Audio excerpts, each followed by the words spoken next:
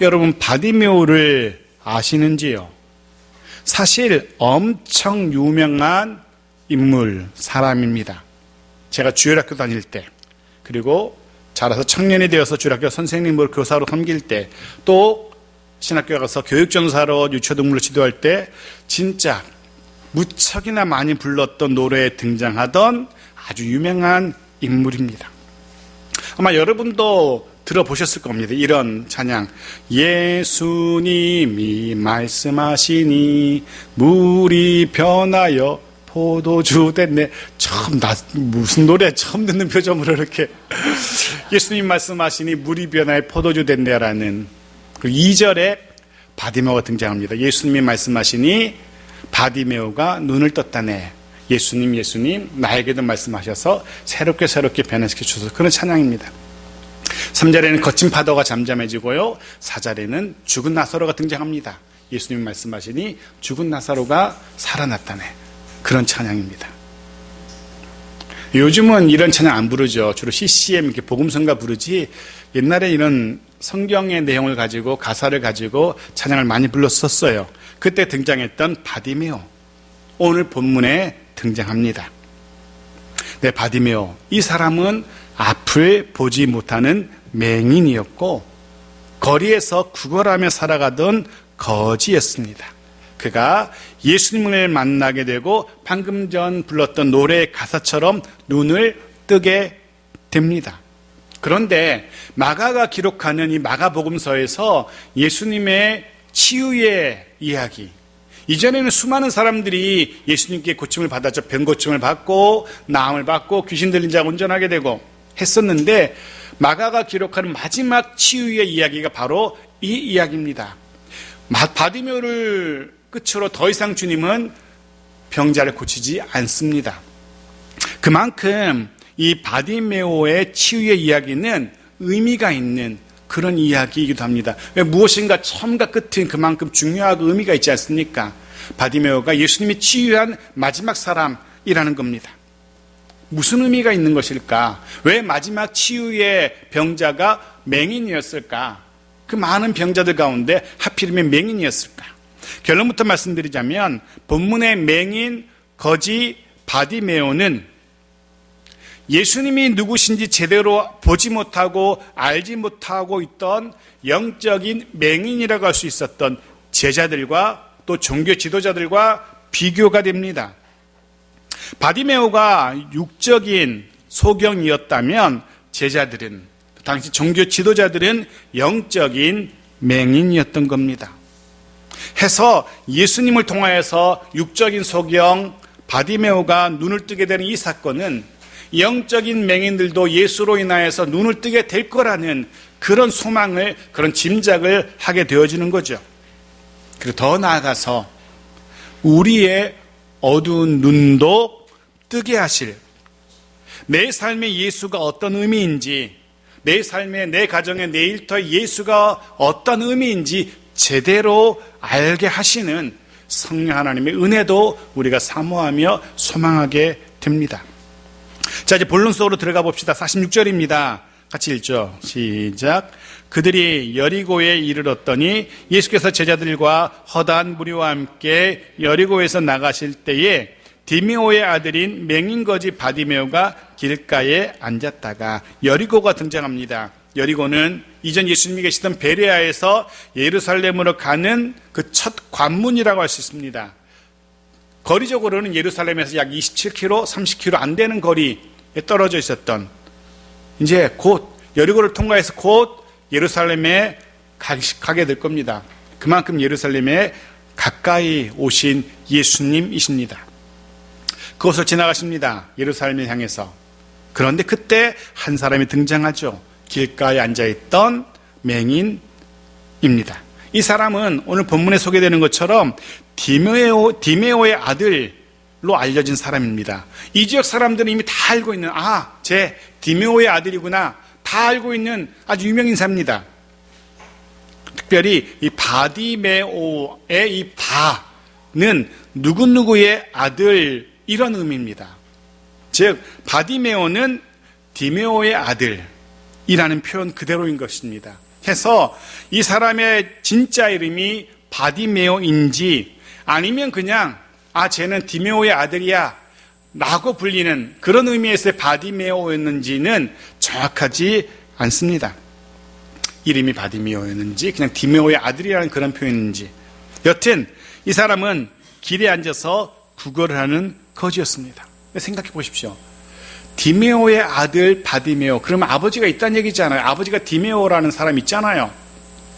버젓이 가족이 있는데 왜 구걸하고 있었을까? 아버지가 있는데 왜 구걸을 하고 있었을까? 아버지가 일찍 돌아가셨거나 아니면 별 도움이 되지 않는 그런 배경을 가진 것 같습니다. 여하튼 구걸할 수밖에 없습니다. 앞을 보지 못하기 때문에 정상적인 일거리를 찾을 수 없었고, 결국 생계를 유지하기 위해서는 그가 유일하게 할 수 있는 것, 사람들이 안내한 장소에 앉아서 구걸하는 것 밖에 없었습니다. 오늘도 이 바디메오는 어제처럼, 예전처럼 자신이 정해진 자리에 앉아서 손을 내밀고 구걸을 하고 있습니다. 그런데 이전과 다른 분위기가 느껴집니다. 어제와 다르게 소란스러운 소리가 들리는 겁니다. 어제와 다르게 많은 사람들이 다가오는 인기척을 느끼게 되는 겁니다. 아마 바디메오는 속으로 이렇게 생각했을 것입니다. 이야, 오늘은 웬일로 사람들이 많이 지나가는데 오늘은 제법 운이 좋은 날일 것 같아 라는 생각을 하게 될 겁니다. 그리고 다가오는 사람들의 소리에 귀를 종고 세웁니다. 몇 사람이 나올지, 어떤 사람들일지 그들의 이야기에 귀를 기립니다. 종교 지도자일지 부자일지 관원일지 누구일지, 거기에 따라서 자신이 받을 수 있는 동량의 돈도 달라질 것이기 때문에. 그런데 지나가는 사람들이 그들이 하는 소리가 들어보니까 예수님 어쩌고 저쩌고 하는 소리가 들립니다. 바디메오는 알게 됩니다. 깨닫게 됩니다. 예수님과 함께하는 일행이구나는 사실을 깨닫게 됩니다. 예수, 이미 이 이름을 들어서 알고 있었습니다. 예수, 병든 사람을 고치고 귀신 들린 사람도 온전케 한다는 소식을 이미 들어서 알고 있습니다. 무엇보다 바디메오를 설레게 했던 것은 이 사람이 자신과 같은 맹인도, 안못 보는 사람도 보게 했다는 소식을 들어서 알고 있습니다. 그래서 그 예수가 여리고로 오셨고, 그것도 자신이 앉아서 구걸하는 그곳으로 오고 있다는 사실을 깨닫게 된 겁니다. 바디메오의 가슴이, 심장이 쿵쾅거리기 시작합니다. 47절 보십시오. 같이 읽죠. 시작. 나사렛 예수시란 말을 듣고 소리질러 이르되 다윗의 자손 예수여 나를 불쌍히 여기소서 하거늘. 도저히 그냥 있을 수가 없습니다. 하지만 앞이 보이지 않습니다. 마음 같아서는 당장 달려가서 그의 바지가랑이라도 잡고 싶은데 할 수 있는 게 없습니다. 바디메오가 할 수 있는 건, 유일하게 할 수 있는 것은 소리 지르는 것 밖에. 그래서 그가 소리칩니다. 뭐라고 소리칩니까? 다윗의 자손 예수여, 그리고 나를 불쌍히 여기소서라고 냅다 소리를 지릅니다. 자, 먼저 그가 소리친 다윗의 자손이라는 이 표현을 좀 주목해 볼 필요가 있습니다. 아주 흥미로운 표현이기 때문입니다. 심지어는 이 마가복음에서 처음 등장하는 표현입니다. 지금까지 수많은 사람들이 등장한 마가복음입니다. 그들 중에 많은 사람들은 병자들이었고 귀신 들린 사람들이었습니다. 하지만 그들 중 아무도 예수를 향하여서, 자신을 고쳐준, 낫게 한, 온전케 한 예수를 향하여서 이렇게 소리친 적은 한 번도 없었습니다. 단 한 사람도 없었습니다. 다윗의 자손. 이 표현의 배경을 좀 알아볼 필요가 있습니다. 사무엘하 7장 12절 13절에 그 배경이 나옵니다. 같이 읽죠. 시작. 내 수완이 차서 내 조상들과 함께 누울 때에 내가 내 몸에서 날 내 씨를 내 뒤에 세워 그의 나라를 견고하게 하리라. 그는 내 이름을 위하여 집을 건축할 것이요 나는 그의 나라 왕위를 영원히 견고하게 하리라는 선지자 나단의 예언 약속입니다. 하나님은 선지자 나단을 통해서 다윗에게 이런 약속을 하신 겁니다. 다윗의 자손이 왕이 되고, 그리고 이 나라를, 다윗의 나라를 아주 견고하게 할 거라는 하나님의 약속, 예언입니다. 그 다음에 태어난 솔로몬이, 그 다음에 왕이 된 솔로몬이 아주 나라를 잘 다스립니다. 영토도 배가 되게 하고 국력도 굳건하게 하고, 사람들은 그래서 나단이 주었던 그 약속이 바로 솔로몬을 통해서 성취되는구나 라고 생각했습니다. 하지만 결론적으로 아니었죠. 오히려 솔로몬을 지나서 나라는 쪼개지고 무너지고 왕위도 끊어지게 됩니다. 이스라엘이라는 나라는, 남유다 북이스라엘이라는 나라가 역사에서 사라지게 됩니다. 해서 사람들은 또 다른 자손, 또 다른 다윗의 자손을 기대하게 되죠. 해서 이후에 유대인들에게, 이스라엘 사람들에게 이 약속의 말씀은 장차 오실 메시아를 가리키는 표현으로 받아들여지게 됩니다. 다윗의 자손이라는 표현은 오실 메시아를 향한 호칭이었던 겁니다. 그런데 이전까지 아무도 예수를 향해서 그렇게 부르지 않았던 겁니다. 그런데 놀랍게도 이 맹인인, 앞 못 보는 바디메오가 앞을 보지 못하는 소경이 아무도 보지 못한 것을 보았던 겁니다. 이제는 아무도 고백하지 못했던 예수께서 말씀으로 예언된 메시아이심을 선포하고 있는 겁니다. 아마도 예수에 대한 소문을 듣고 생겨난 신앙의 고백일 겁니다. 아마도 너무나 자신의 상황이 간절했기 때문에 가지게 된 믿음일 겁니다. 생각해 보십시오. 바디메오 입장이 되어 보십시오. 바디메오에게 예수는 다윗의 자손이어야만 했습니다. 바디메오에게 예수는 메시아이어야만 했습니다. 그래야 자신의 눈을 뜨게 할 수 있기 때문입니다. 해서 그는 그 믿음 가지고, 그 간절함 가지고 소리칩니다. 다윗의 자손 예수여. 흥미롭게도 성경에 능했던 종교 지도자들도, 심지어는 예수님과 함께 동고동락하며 함께 먹고 마시며 생활하던 제자들도 몰랐습니다. 미처 깨닫지 못했습니다. 예수가 다윗의 자손 메시아이심을 알지 못했습니다. 영적 맹인들이었던 겁니다. 그런데 앞을 보지 못하던 맹인 거지가 예수가 다윗의 자손임을, 그가 메시아임을 소리치고 고백하고 있는 겁니다. 그래서 우리는 알게 됩니다. 진짜 눈먼 사람이 누구인지. 진짜 소경 맹인은 종교 지도자들이었습니다. 그들이 진짜 맹인이었습니다. 진짜 눈먼 사람은 제자들이었습니다. 그리고 우리는 알고 있습니다. 주께서 제자들의 눈도 뜨게 하실 거라는 것을. 후에 제자들도 예수가 그리스도이심을, 예수가 메시아이심을 깨닫게 될 거라는 사실을 이미 우리가 알고 있습니다. 사랑하는 성도 여러분, 그런 묵상을 해봅니다. 내게 예수 그리스도가 어떤 분이실까? 우리도 바디메오처럼 그렇게 고백할 수 있어야 할 겁니다. 예수가 내 삶의 주인이심을, 그가 내 삶을, 우리와 우리의 가정을 온전케 하실 메시아이심을 고백할 수 있기를 소원합니다.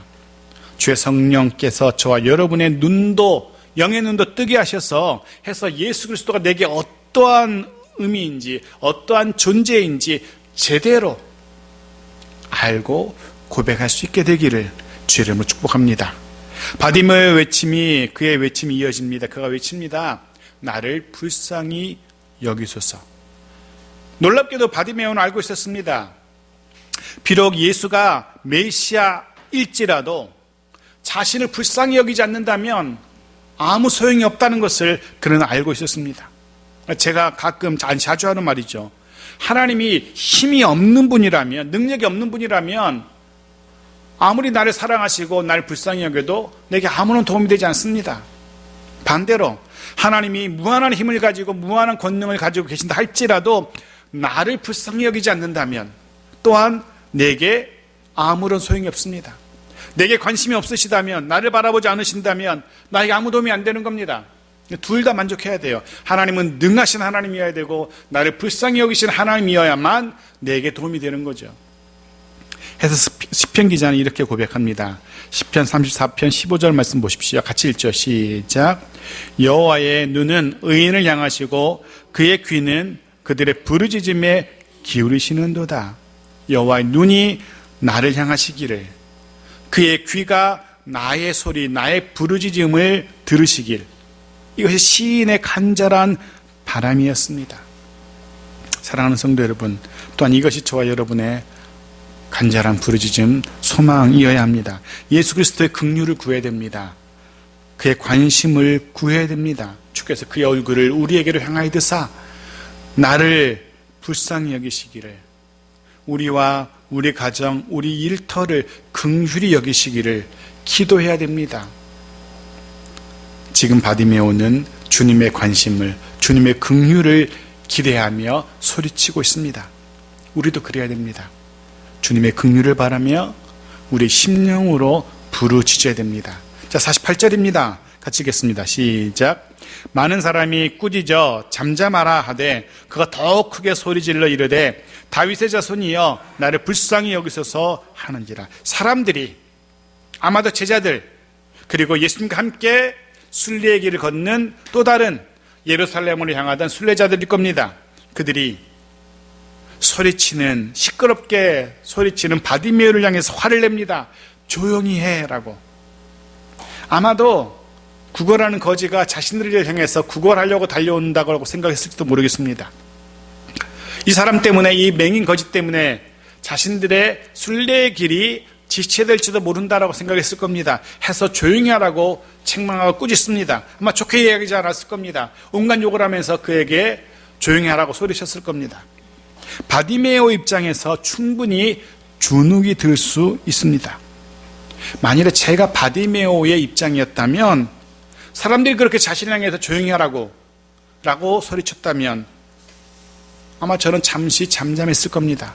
잠시 숨을 고르면서 분위기를 파악하려 했을 겁니다. 그런데 바디메오는 그렇지 않았습니다. 그는 멈추지 않았습니다. 잠잠하지 않았습니다. 누가 뭐라도 신경도 쓰지 않습니다. 계속해서 소리칩니다. 나를 불쌍히 여기시라고. 근데 그거 아십니까? 성경이 기록하고 있는 수많은 사람들, 수많은 사람들 중 주님의 은혜를 체험한 사람들의 공통점 무엇인 줄 아십니까? 병고침의 은혜를 체험한 이들의 공통점, 그들의 공통점은 어떤 난관에도 불구하고 포기하지 않았던 열정의 사람들이었다는 겁니다. 어떤 장애에도 불구하고 멈추지 않았던 주님을 향한 간절함을 가진 사람들이었다는 겁니다. 누가 뭐라고 하든 줄어들지 않았던 주님을 향한 믿음의 사람들이었습니다. 생각해 보십시오. 지붕을 뜯고 중풍병이 든 친구를 예수 앞에 내려놓았던 친구들이 그랬죠. 혈류증으로 살아도 산 것 같지 않은 삶을 살던 그 여인이 또한 그랬습니다. 회당장 야이로가 그랬고요. 귀신 들린 아이의 아버지가 그랬고요. 그들 모두는 누가 뭐라고 하든 어떤 장애에도 포기하지 않았고 멈추지 않았습니다. 그들은 정말 간절했습니다. 결코 어떤 시련, 어떤 방해에도 주님을 향한 그 믿음을, 그의 발걸음을 멈추지 않았습니다. 사랑하는 성도 여러분, 우리도 이런 자이어야 합니다. 어떤 장애에도, 어떤 방해에도 멈추지 말아야 됩니다. 주님을 향한 우리 믿음 절대로 포기하지 말아야 됩니다. 주님을 향한 간절함 거두지 말아야 됩니다. 정말 주님의 은혜를 체험하기 원한다면 포기하지 말아야 됩니다. 중간에 그만두지 말아야 되는 겁니다. 어떤 사람들은 그렇게 합니다. 믿져야 본전이니까 한번 주님에게 찔러나 보지 뭐, 아니면 말고. 이런 식으로는, 이런 마음가짐으로는 결코 주님의 은혜를 경험할 수 없을 겁니다. 바디메오처럼 포기하지 말아야 됩니다. 바디메오와 같은 간절함으로 매달려야 됩니다. 그럼 분명 우리가 이전에 상상도 못했던 놀랍고도 복된 주님의 또 다른 은혜를 경험할 수 있게 될 겁니다. 바디메오도 멈추지 않았습니다. 그리고 주께서 이 멈추지 않고 외치는 이 간절한 외침의 걸음을 멈추시고 그 소리 지르는 그 주인공을 찾으십니다. 부르십니다. 50절입니다. 바디메오의 반응을 이렇게 기록합니다. 같이 읽겠습니다. 시작. 맹인이 겉옷을 내버리고 뛰어일어나 예수께 나아오거늘. 누가 나를 이렇게 부르니? 와봐 라는 주님의 이 한마디 듣자마자 바디메오가 이렇게 반응합니다. 겉옷을 내버리고 뛰어 일어납니다. 순식간에 벌떡 뛰어 일어나는 겁니다. 그것도 겉옷을 내버리고 라고 성경이 기록합니다. 왜 성경이 굳이 겉옷을 내버리고 라고 표현하고 있을까? 겉옷이 도대체 무엇이길래? 당시 겉옷은 아주 중요한 생활 필수품이었습니다. 낮과 밤, 아침과 저녁에 일교차가 큰 이 지역에서, 팔레스타인 지역에서 두툼한 겉옷은 옷이면서 동시에 이불이기도 했습니다. 거기다가 거지지 않습니까? 거지에게 이 겉옷은 더 소중한 그런 물건이었을 겁니다. 해서 아무리 가난한 사람이 돈이 없어서 전당포에 겉옷을 맡기고 돈을 꾸어도 밤에는 반드시 그 겉옷을 돌려주겠습니다. 덥고 자라고. 그만큼 중요한 게 겉옷이었습니다. 게다가 거지니까. 이 바디메오에게는 가장 소중한, 가장 비싼 그런 물건이었을 겁니다. 하지만 그런 것에 신경 쓰지 않습니다. 그것이 어디로 뛰어나가도 어디로 내팽개쳐든 신경도 안 쓰는 겁니다. 그것이 예수님에게로 나아가는데 걸림이 되자, 걸리적거림이 되자 과감하게 그것을 그냥 내팽개쳐 버리는 겁니다. 그 비싼, 그 소중한 겉옷을. 예수에게로 나아가는데 방해가 되었다는 이유 하나로 그것이 아무리 소중한 물건일지라도 과감하게 단호하게 버려버리는 겁니다. 그만큼 바디메오는 간절했던 겁니다. 그런 생각을 해봅니다. 우리는 예수님에게 나아가기 위해서 우리가 던져버려야 할 겉옷은 또 무엇일까? 그런 묵상을 한번 해봅니다. 예수에게로 나아가는데 걸리적거리는 것, 아마 그것이 우리의 또 다른 겉옷일 겁니다. 우리가 빨리 던져버려야 할, 치워버려야 할 우리의 영적 겉옷이 무엇일까? 그런 생각을 해봅니다. 우리의 믿음의 경주를 방해하고 더디게 하는 우리의 겉옷이 무엇일까 생각해봅니다. 취미일 수도 있고, 뭐 돈벌이일 수도 있고, 혹은 체면, 자존심일 수도 있고, 내 약한 건강일 수도 있고, 어떤 사람과의 관계성일 수도 있고, 하지만 그것이 무엇이건 주님께 나아가는 우리의 걸음을 방해하고 걸리적거린다면 그것들을 과감하게 내려놓고 무시할 수도 있어야 될 겁니다. 능히 넘어설 수 있어야 될 겁니다. 그 무엇도 은혜의 보좌 앞으로 나아가는 우리의 걸음 방해하도록 내버려둬서는 안 됩니다.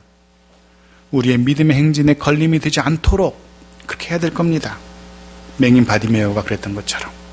그리고 그럼 그 모습으로 예수께 나옵니다. 그리고 주께서 그에게 묻습니다. 무엇 해주기 원하니? 라고. 내가 너에게 뭘 해줄까? 라고. 지난주 세베대의 두 아들에게 물었던 그 물음과 똑같죠. 세베대의 두 아들의 답을 기억하실 겁니다. 그들은 주님 나라에서 우편 좌편 함께 해달라, 그것을 이야기했었죠. 바디메오의 대답은 무엇입니까? 그의 소원은 무엇입니까? 51절 보십시오. 같이 읽겠습니다. 시작. 예수께서 말씀하여 이르시되 내게 무엇을 하여 주기를 원하느냐? 맹인이 이르되 선생님이여 보기를 원하나이다. 너무나 당연한 소원일 겁니다. 맹인에게 다시 보는 것만큼 더 소중한 게 무엇이 있겠습니까? 보기를 원한다는 너무나 당연한 그의 소원, 그의 소망을 들은 주께서 그의 소망에 응답하시지요. 근데 지난주에 이어서 다시 한번 생각해 봅니다. 나의 소원은 무엇일까? 우리의 소원은 무엇이죠? 우리는 그렇게 배웠죠. 우리의 소원은 통일이라고. 과연 그것이 나의 소원일지, 우리의 소원일지. 무엇이건 그 소원 주께서 들으시고 이루어 주시기를 주의 이름으로 축복합니다. 자, 마지막 52절입니다. 같이 읽겠습니다. 시작. 예수께서 이르시되 가라, 내 믿음이 너를 구원하였느니라 하시니 그가 곧 보게 되어 예수를 길에서 따르니라. 가라. 이 표현은 병고침, 나음, 회복의 확증이십니다. 그의 눈이 그 시력이 회복되었음을, 보게 되었음을 선언하고 계신 주님의 선포입니다. 근데 보십시오.